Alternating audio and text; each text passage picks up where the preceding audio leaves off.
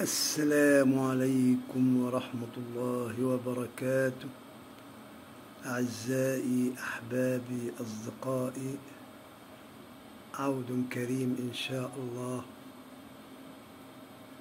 ورق تحياتي لكم جميعا.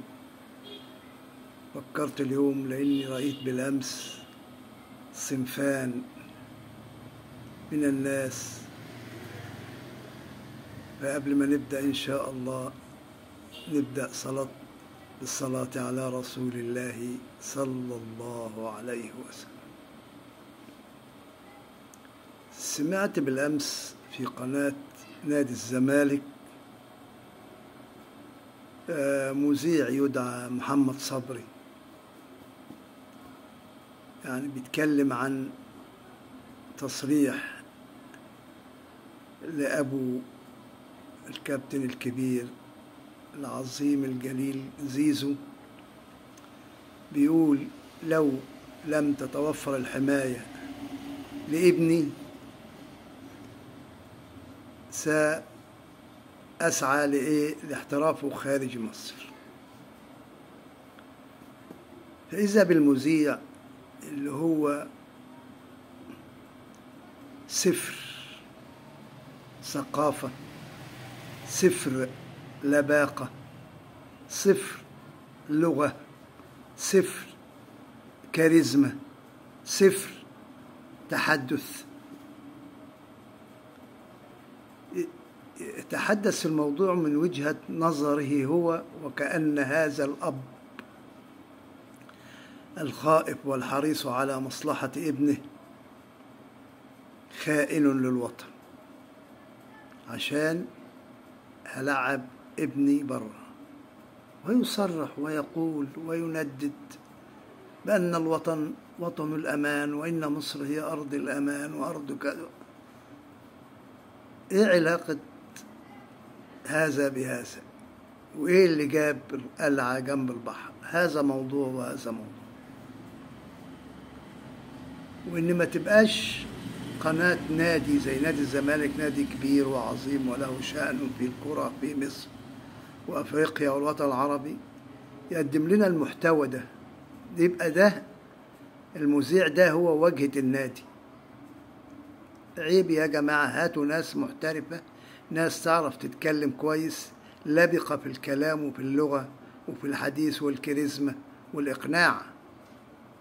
ده تحس ان انتوا جايبينه منا على قهوة وقلت له تعالى اشتغل مذيع.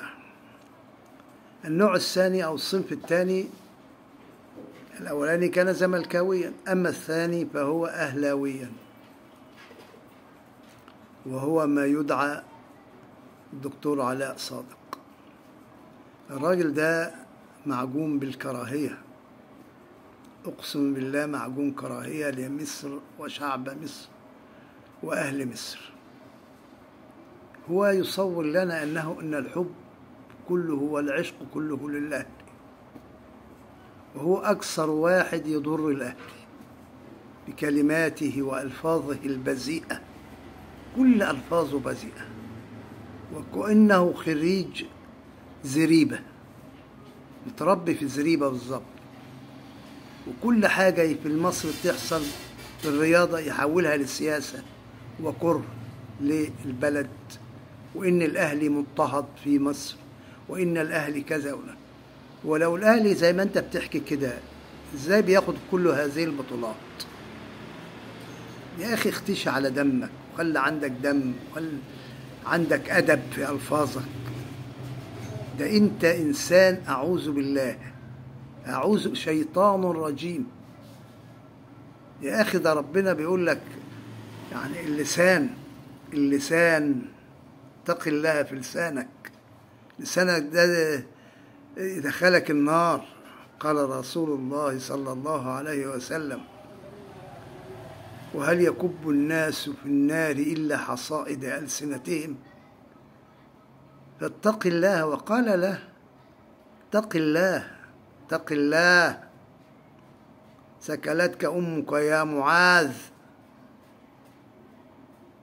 وهل يكب الناس في النار إلا حصائد ألسنتهم؟ هذا النوع أو الصنف الثاني من البشر، أهلاوي وزملكاوي. اتقوا الله يا أهل مصر في مصر، وهي في الأول وفي الآخر لعبة رياضية موجودة لسعادتنا ورفاهيتنا، مش لغمنا وهمنا. يا جماعة الرياضة دي للترفيه مش للصراعات اللي احنا شايفينها وموجودة على الساحة. هذا وبالله التوفيق، والسلام عليكم ورحمة الله وبركاته.